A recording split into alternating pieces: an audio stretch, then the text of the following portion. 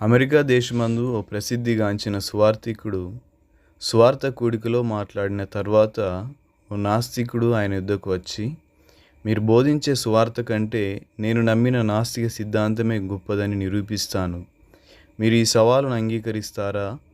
మీరు అంగీకరించినట్లయితే ఆ చర్చా సమావేశమునకు మరియు పబ్లిసిటీకి అయ్యే ఖర్చు అంతా నేనే భరిస్తాను. అందుకు సిద్ధమేనా అని నాస్తికుడు ఆ దైవజనునికి సవాలు విసిరాడు. అందుకు జవాబుగా ఆ సువార్తికుడు ఇలా అన్నాడు, ఒక షరతు మీద నీ సవాలు అంగీకరిస్తాను. అదేమనగా, నీవు నమ్మిన నాస్తిక సిద్ధాంతము వలన, నీ బోధ వలన బ్రతుకును మార్చుకొని బాగుపడిన ఒక 50 మందిని ఆ సమావేశమునకు తీసుకొని రావాలి.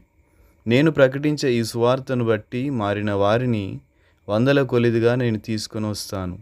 అందుకు సమ్మతమైతే నేను నీ సవాల్ను అంగీకరిస్తాను అని అంటుండగానే ఆ నాస్తికుడు చప్పుడు చేయకుండా మెల్లగా అక్కడి నుండి జారుకున్నాడట. మానవ సిద్ధాంతాలు, మనిషి నిర్మించుకున్న మతాలు పాపి అయిన మనిషిని పరిశుద్ధునిగా తీర్చలేవు. పాపపు కోరల్లో బంధించబడిన మనిషిని విడిపించలేవు.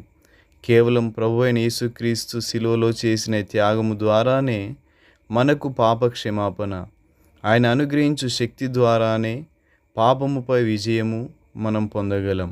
ఆ నాస్తికుడు అనుకున్నాడు తన నాస్తిక బోధే చాలా శక్తి గలదని.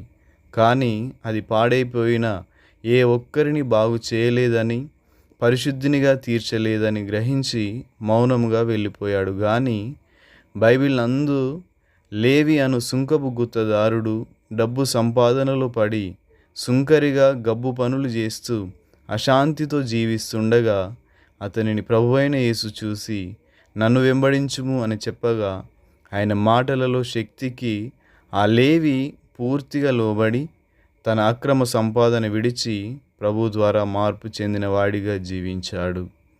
Thank you. God bless you.